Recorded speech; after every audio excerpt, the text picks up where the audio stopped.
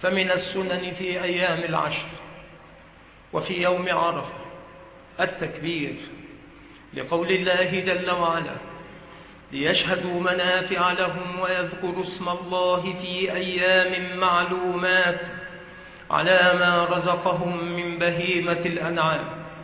قال البخاري رحمه الله تعالى في صحيحه في كتاب العيدين: باب فضل العمل في أيام التشريق. وقال ابن عباس: واذكروا الله في أيام معلومات أيام العشر، والأيام المعدودات أيام التشريق. وكان ابن عمر وأبو هريرة يخرجان إلى السوق في أيام العشر يكبران ويكبر الناس بتكبيرهما. قال السعدي رحمه الله: ويستحب التكبير المطلق ليلتي العيد وفي كل عشر ذي الحجة. وفي الصحيحين عن طريق محمد بن أبي بكر الثقفي أنه سأل أنس بن مالك وهما غاديان من منى إلى عرفات: كيف كنتم تصنعون في هذا اليوم مع رسول الله صلى الله عليه وآله وسلم؟ قال: كان يهل المهل منا فلا ينكر عليه، ويكبر المكبر منا فلا ينكر عليه. ففي هذا الحديث دليل على إظهار التكبير يوم عرفة وأنه مشروع، ولو كان صاحبه محرما قاصدا عرفة للوقوف بها، مع أن شعار الإحرام التلبية. فإذا لم ينكر عليه إظهار التكبير وهو محرم ووظيفته إظهار التلبية، فلغير المحرم من أهل الأمصار أولى.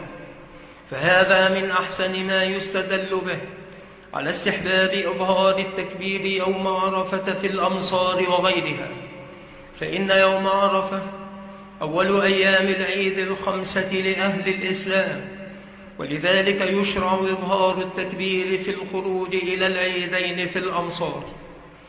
وقد اختلف العلماء رحمهم الله في وقت ابتداء التكبير لمن لم يكن حاجا على أقوال، أصحها وأرجحها أنه من صلاة الفجر يوم عرفة إلى العصر من آخر أيام التشريق، وهو قول عمر وعلي وابن عباس وابن مسعود رضي الله عنه.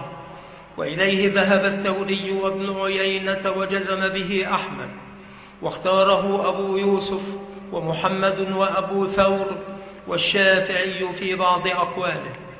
وقال الحافظ ابن حجر: وأما صيغة التكبير فأصح ما ورد فيه ما أخرجه عبد الرزاق بسند صحيح عن سلمان رضي الله عنه قال: كبروا الله، الله أكبر، الله أكبر، الله أكبر كبيرا.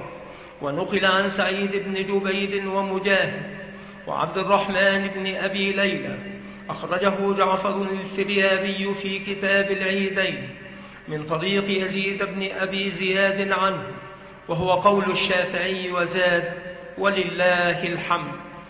وقيل يكبر 3 ويزيد: لا إله إلا الله وحده لا شريك له. وقيل يكبر 2 بعدهما: لا إله إلا الله والله أكبر، الله أكبر ولله الحمد. جاء ذلك عن عمر وعن ابن مسعود نحوه، وبه قال أحمد وإسحاق.